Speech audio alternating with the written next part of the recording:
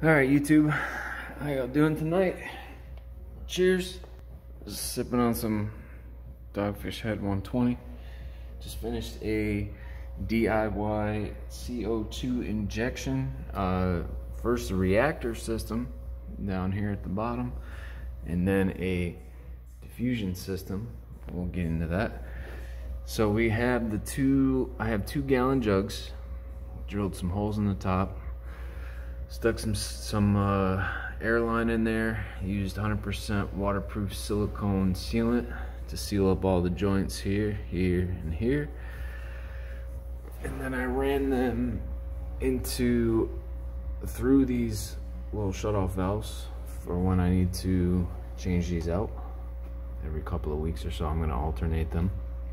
I can shut the valve off, and the other one can continue producing CO2 while I refill the other one, and I don't lose anything out of the system anymore than I need to. So then I pipe them into a T. Another shut-off valve goes into the bubble counter to kind of give me an idea of how fast the system is generating. And it seems to be doing pretty good right now. Might be a little too much, but we'll see. Then I have the check valve to reduce any backflow or eliminate any backflow from the tank. So each one of these gallon jugs here has 2 cups of sugar, 1 tablespoon of dry active yeast. I think I just used the stuff you get at the grocery store. Comes in a little glass jar.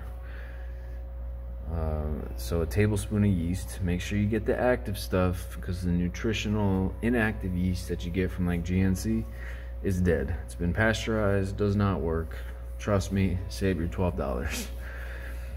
On top of that, on the left side here, I added about a teaspoon of Osmocote, which is a plant fertilizer. It's fortified with essential nutrients. It contains some nitrogen, some phosphate, magnesium, sulfur, boron, copper, iron, manganese, some good stuff. So I'm hoping that this is gonna stimulate the yeast fermentation, but this is an experiment. The whole thing's an experiment, so we'll see how this does. Initially, it does seem like the left side here has a little bit more bubbles than the right side, but we'll see how that lasts after a week or so. We'll see if it persists. So we go into the bubble counter. I ran the tube all the way down to the bottom here so you can clearly see the bubbles coming up. And then I ran another air line, just stubbed it down in there a little bit through the check valve. And then it runs all the way up to a power head. Right there. It's like 25 bucks at PetSmart. This guy. Top pin for 30 gallons. Pushes 118 gallons per hour. Didn't need too much. Just move the water. So it's pulling the water. I grabbed some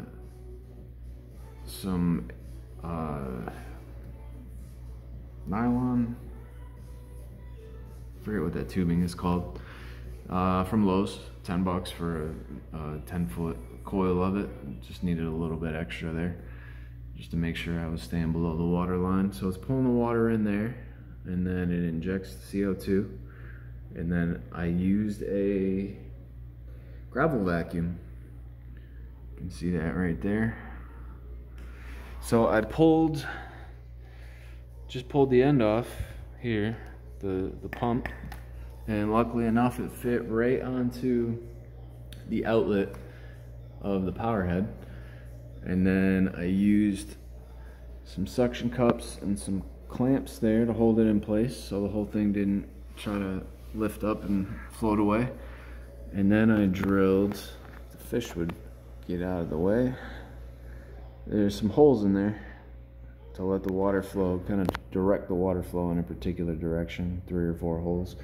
And then I moved the gravel down at the base, pushed it all the way down as far as I could, secured it in place, and then fired the system up. So it seems like I'm getting a pretty good flow right here out of the 2 gallons. And it's filled up about, I don't know, a fifth or a fourth or so of the way,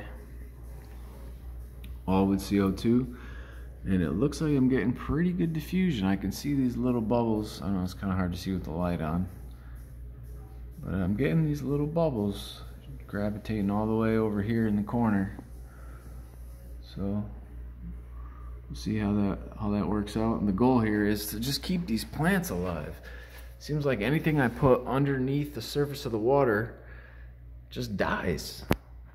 It takes a couple of weeks, but it just dies, except for the algae, of course, because I can never get rid of that. Working on that too. But so I used to have plants. I have this thing is hollow, and I have some substrate. I'll show you here. I have some substrate in the top of there, and I used to have plants growing out of there, and it looked like a tree base, but eventually, after a couple of weeks, they just turn yellow, wilt, and fall to bits. So I had to take it all out of there. So now we're going with the CO2 injection here to see how that works. And I just want to keep this alive. My last water change, I added a little bit extra, so I do have some water, or some growth that is below the water line. I'm trying to keep it that way, and hopefully try to reclaim some of this of my turtle platform here that I made. So there is a turtle in here. She is hiding pretty good right now because she figured out that she could dig down below the substrate, and you cannot see her because she's completely submerged in substrate right now. But I built this little platform out of PVC. It's a whole nother project, and used filter media, mechanical filter media from a pretty large filter, and it's like a coarse foam material, and I was able to actually embed the seeds into the filter, and I got it to grow. But as soon as I raise the water level up, anything below the water dies. So we will see how this works out, and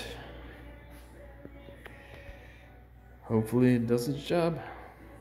It doesn't cause any more unnecessary plant deaths. Wish me luck. Let me know if you got any questions. I'll do my best to respond and help you out. Thanks, guys.